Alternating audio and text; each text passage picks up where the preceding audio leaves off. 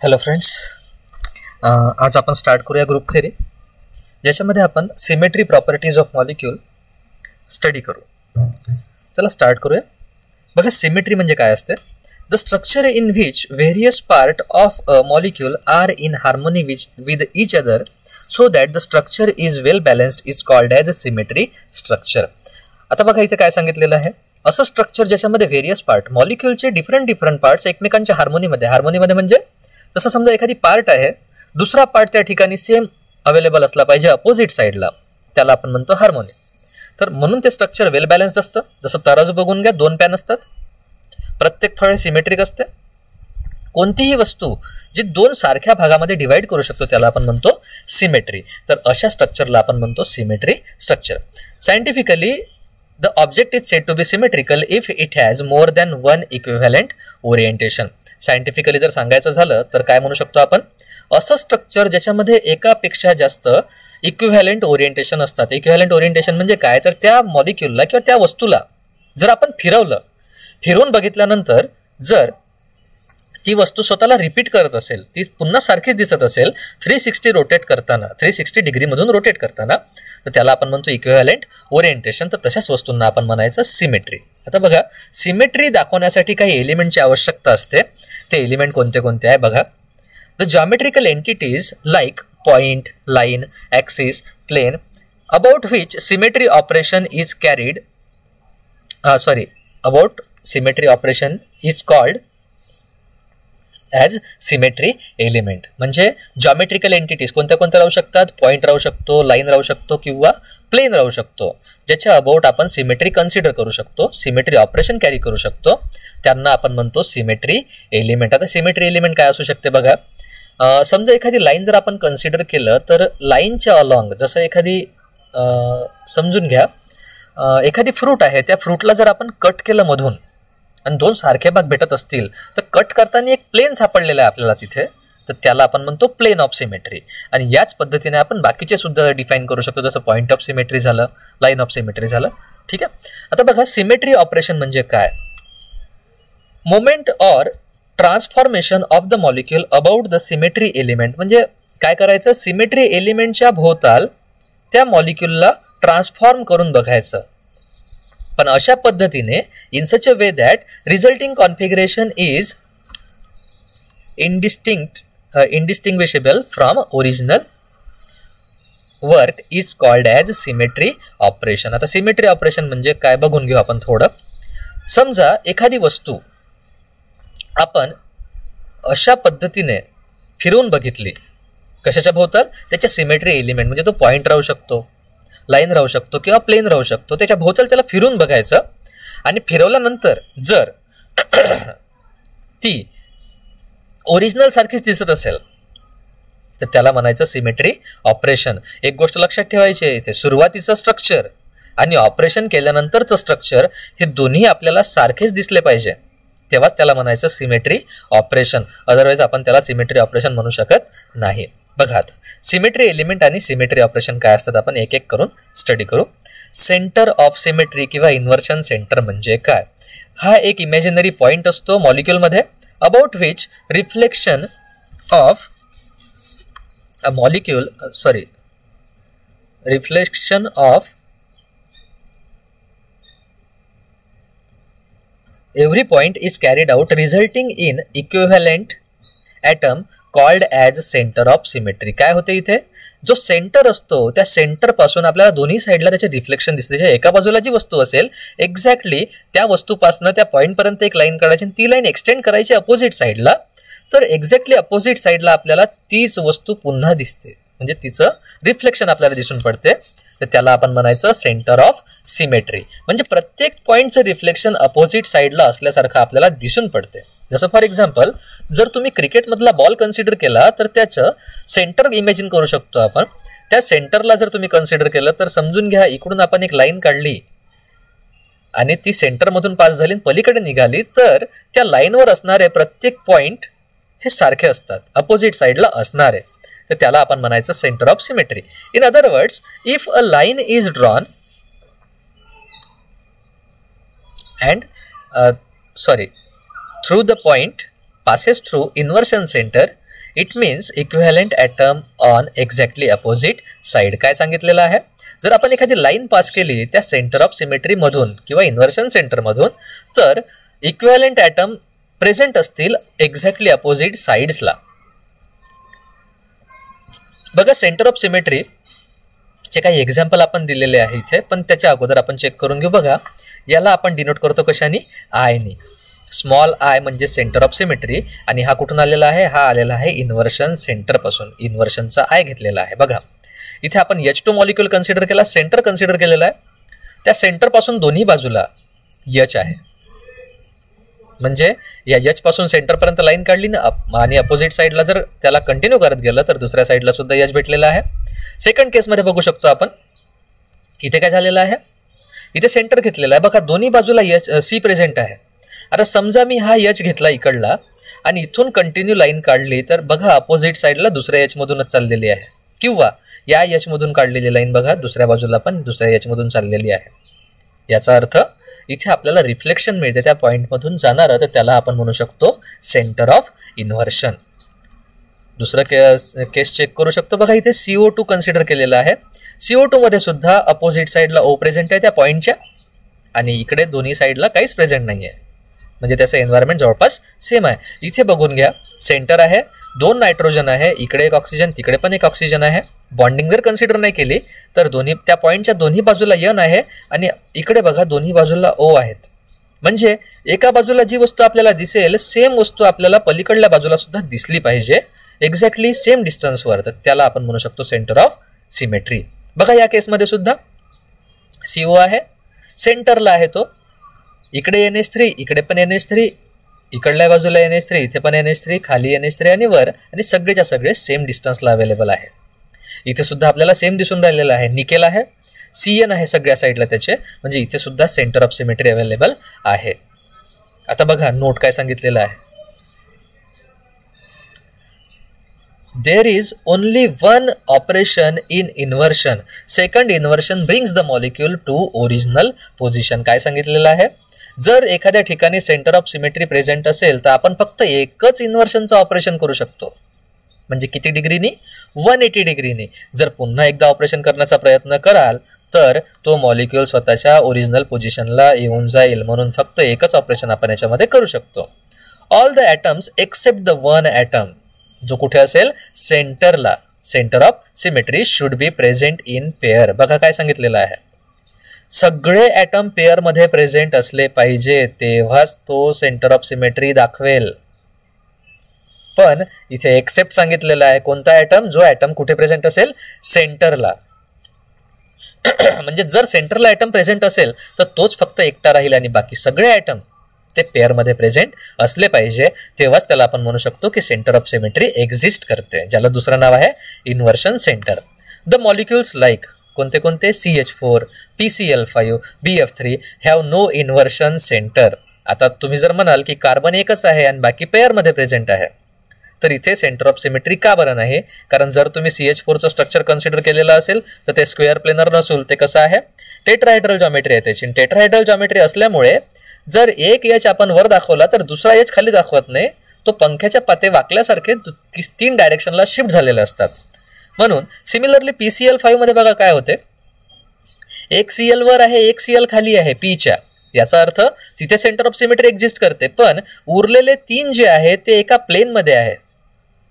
म्हणजे ही जॉमेट्री झाली trigonal bye pyramidal. या केसमध्ये काय होते, ज्या 3 Cl लावलेले आहेत त्यांच्यासाठी सेंटर ऑफ सिमेट्री एक्झिस्ट करत नाही.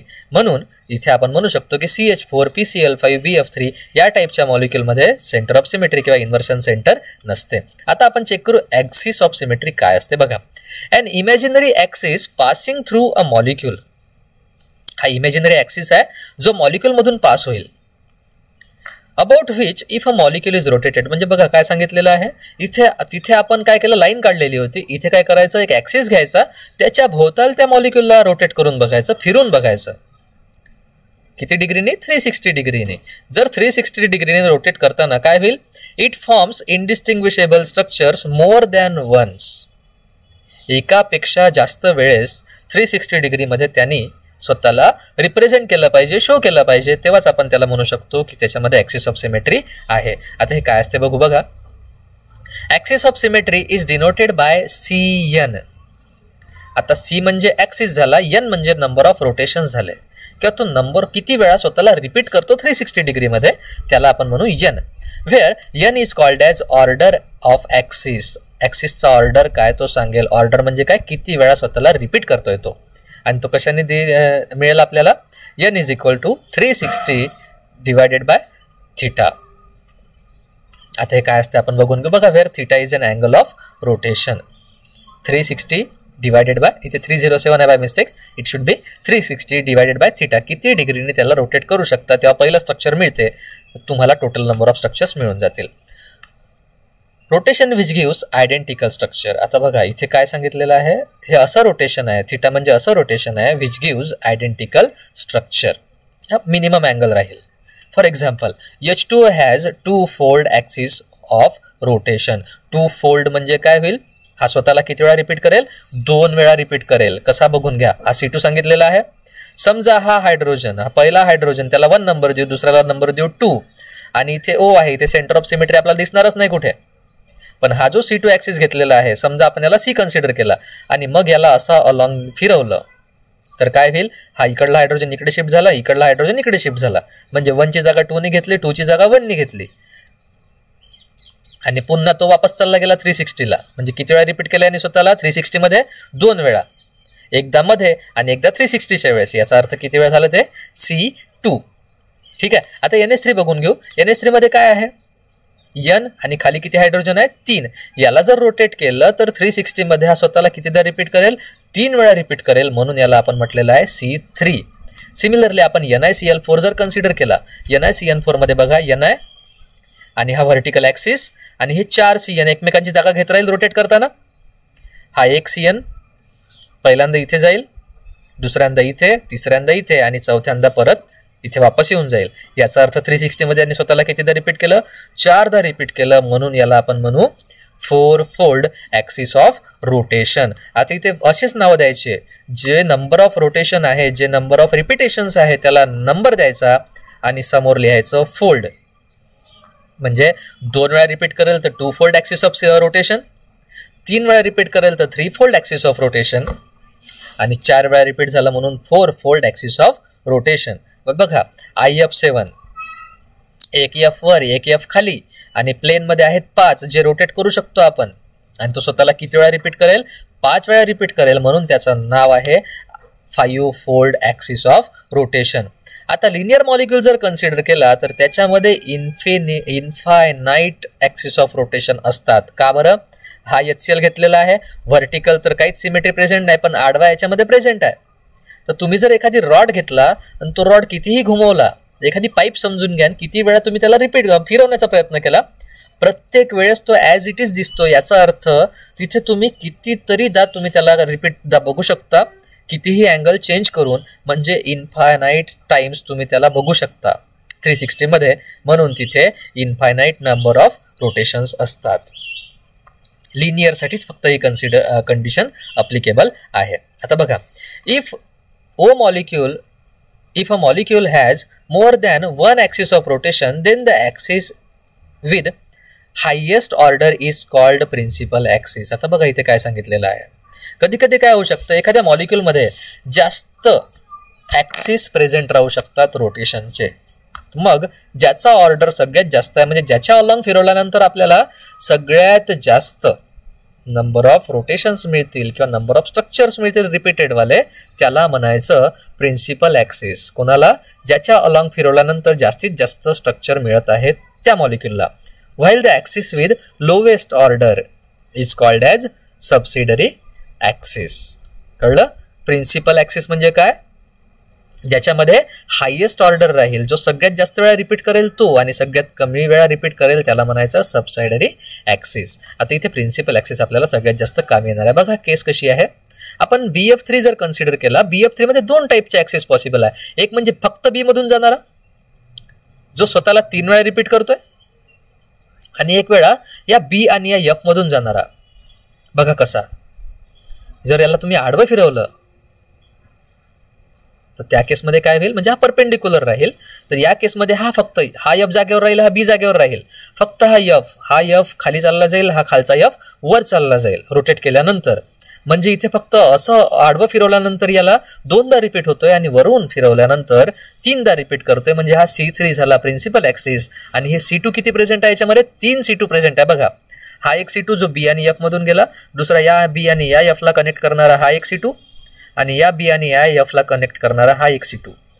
म्हणजे 3 C2 इथे प्रेझेंट आहे. C2 म्हणजे झाले सबसाइडरी. बघा, if there are more than 1 axis of same order. बघा आता काय सांगितलेलं आहे, जर तिथे एकापेक्षा जास्त ऍक्सिस असतील ज्यांचा ऑर्डर सेम असेल, then axis which passes through highest number and atom is called as principal axis. मग अशा केसमध्ये काय म्हणायचं, असा ऍक्सिस जो हायेस्ट नंबर ऑफ ॲटम्स मधून जाईल त्यालाच म्हणायचं प्रिन्सिपल ऍक्सिस. बघा कसं, या केसमध्ये 2 C2 प्रेझेंट आहे. एक ह्या 2 Cच्या मध्ये एक असं आडवं फिरवलं तेव्हा, आणि एक 2 कार्बन मधून पास होणारा जो असा आहे. आता या केसमध्ये प्रिन्सिपल ऍक्सिस कोणता, हा जो व्हर्टिकल घेतलेला आहे तो नाही, कारण तो कोणत्याच ॲटम मधून चाललेला नाहीये. पण हा जो आडवा C2 घेतलेला आहे, तो आडवा C2 2 कार्बन मधून चालला, म्हणजे मॅक्झिमम नंबर ऑफ ॲटम मधून चालला, म्हणून तो झाला प्रिन्सिपल ऍक्सिस. कळलं?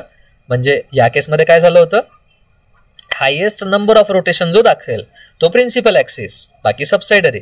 पण जर एकापेक्षा जास्त ऍक्सिसचा ऑर्डर सेम असेल आणि प्रिन्सिपल ऍक्सिस फाइंड करण्यात आपल्याला प्रॉब्लेम होत असेल, तर तो ऍक्सिस घ्यायचा जो मॅक्झिमम नंबर ऑफ ॲटम्स मधून पास होईल, बाकीच्यांना कन्सिडर करायचं नाही.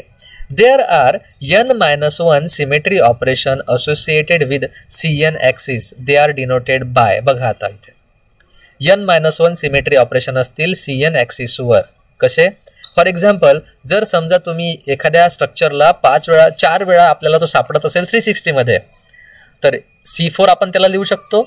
C4 म्हणजे काय, तर पहिल्यांदा मिळाला आपल्याला, त्याच्यानंतर पहिल्यांदा मिळाला 90 डिग्रीवर, दुसऱ्यांदा मिळाला 180 वर, तिसऱ्यांदा मिळाला 270 वर, आणि चौथ्यांदा मिळाला 360 वर. तर आपण त्याला डिनोट कसं करायचं, C41, C42, C43 या ऑर्डरनी. म्हणजे CN1, CN2, CN3 सगळ्यात लास्टवालं सेम राहील, म्हणजे C44 दाखवायची गरज नाही आहे, कारण तो C4 सारखाच आहे, सुरुवातीचा स्ट्रक्चर, म्हणून त्याला नंबर द्यायचा गरज नाही. म्हणजे आपल्याला कन्सिडर करावं लागेल फक्त 3 पर्यंत. म्हणजे 4-1 किती झाला, 3. तर आपल्याला तेच कन्सिडर करायचं आहे, C43 पर्यंतच पोहोचायचं. म्हणजे C41, C42 आणि C43 हा झाला n-1 चा रूल. बघा, if 2 axis coincide with each other in such a case, काय होईल बघा, C62 झाला. C62 म्हणजे काय होईल, करून टाका डिवाइड, तर आपल्याला मिळेल C31. ही केस आणि ही केस दोन्ही केसेस सारख्याच असतील. C64 जर असेल तर इथे पण डिवाइड करू शकतो, तर वरती 2 आणि खाली 3 हे ऑपरेशन सुद्धा सेम असेल. C63 हा C21 सारखाच असेल. म्हणजे हे जे अँगल्स आहे, आपल्याला फक्त अँगल कन्सिडर करायचा आहे. कसा अँगल बघा, C62 म्हणजे कितीचा अँगल झाला, 360 ला 6 ने डिवाइड करा, अँगल मिळतो 60 डिग्रीचा. म्हणजे एक ऑपरेशन 60 डिग्रीचा आहे, 2 ऑपरेशन कितीचे झाले, 2 ऑपरेशन म्हणजे 60 + 60 दॅट इज इक्वल टू 120. इथे C31 सांगितलं. C3 म्हणजे एक अँगल कितीचा बनला, 360 डिवायडेड बाय 3, 120चा. 120 पैकी पहिला अँगल हा झाला 120. म्हणजे हे सुद्धा 120 रोटेशन आहे, हे सुद्धा 120च रोटेशन आहे. इथे बघून घेऊ आपण. बघा, C6 मध्ये एक अँगल 60चा होता, 6 चोक 24 म्हणजे 240 डिग्रीचं हे ऑपरेशन आहे. C3चा एक अँगल 120चा होता आणि 2 आहे, म्हणजे 12 दुने 24, 120 × 2 दॅट इज 240. बघा, आहे 240चं ऑपरेशन. C63 आता बघा, हाफ नंबर जर असेल तर ऑब्व्हियस आहे, हाफ नंबर म्हणजे 6चा हाफ 3 होतो, हा 180चंच ऑपरेशन असेल नेहमी.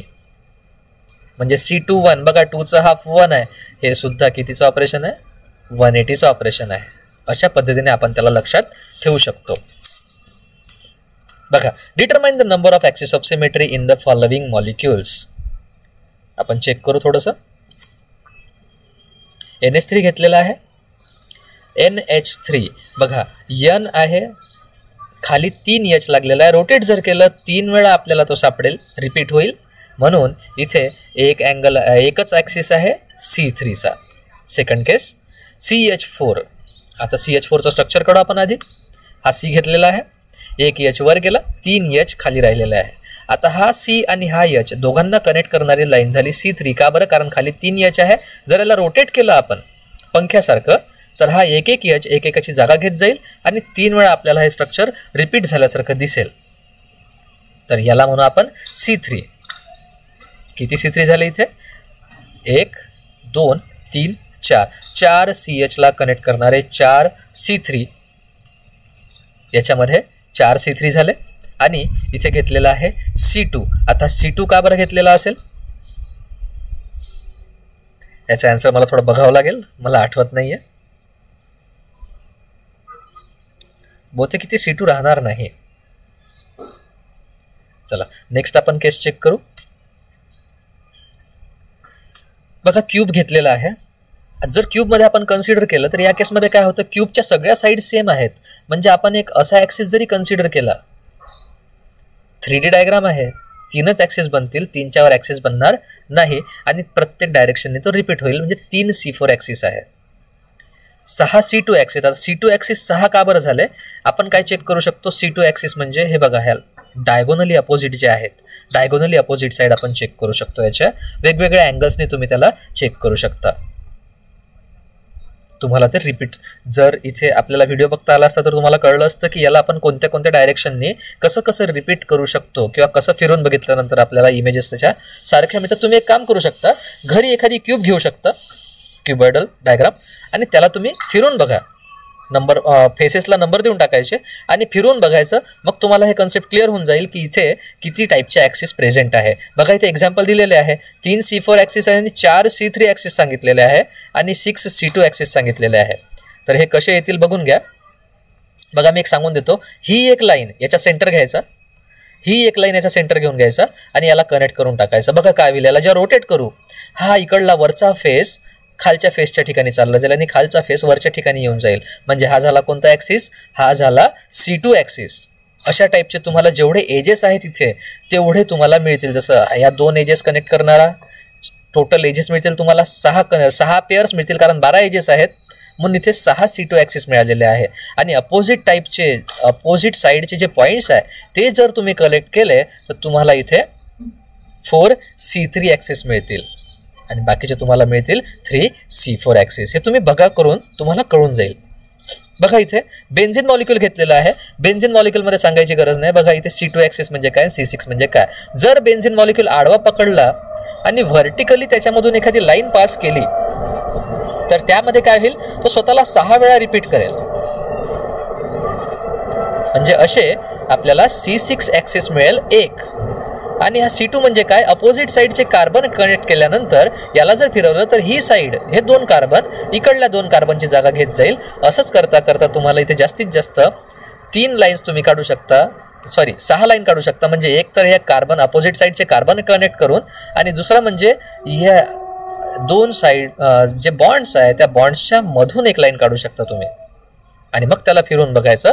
तर अशा केसमध्ये तुम्हाला ते 6 C2 ॲक्सिस मिळून जातील. बघा कसं, ही एक लाईन, ही एक लाईन आणि ही एक लाईन, हे झालं तुमचं 6 C2. किती 3 C2 झाले. आता या 2 बॉन्डच्या मधली एक लाईन काढायची, अशी इकडली पण अशी काढू शकता आणि ही सुद्धा अशी काढू शकता. म्हणजे ही सुद्धा C2च आहे. म्हणजे 3 ॲटम मधून गेलेले आणि 3 बॉन्ड मधून गेले, म्हणजे टोटल झाले 6 C2 ॲक्सिस.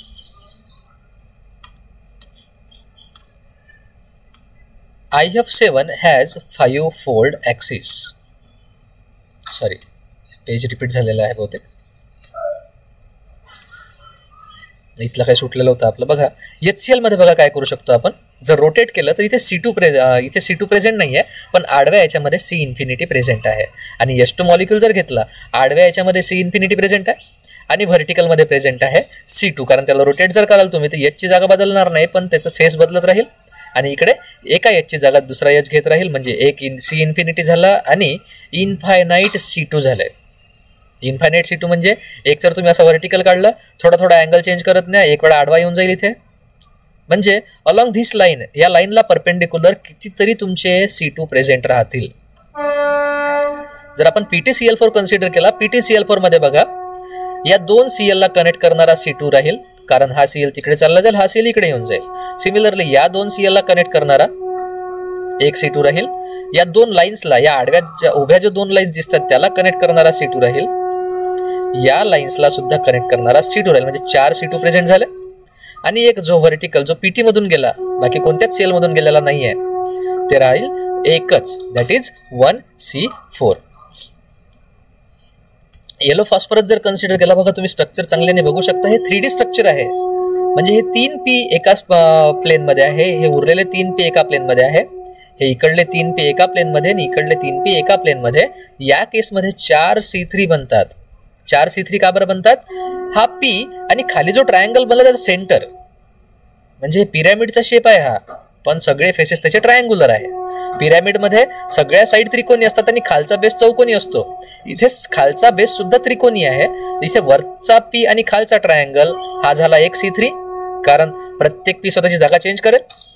सिमिलरली हा P आणि अपोजिटचा ट्रायंगल, हा इकडला P आणि याच्या अपोजिट ट्रायंगल, हा इकडला P आणि याच्या अपोजिट ट्रायंगल, म्हणजे 4C3 मिळाले आणि 3 आपल्याला मिळतील C2.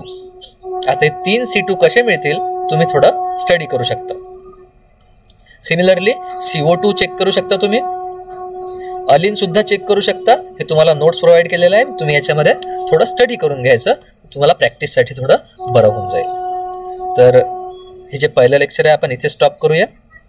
त्याच्यानंतर आपण नेक्स्ट टाइम स्टडी करू प्लेन ऑफ सिमेट्री, आणि हे काय असते आपण थोडं डिटेलमध्ये स्टडी करू. थँक्यू.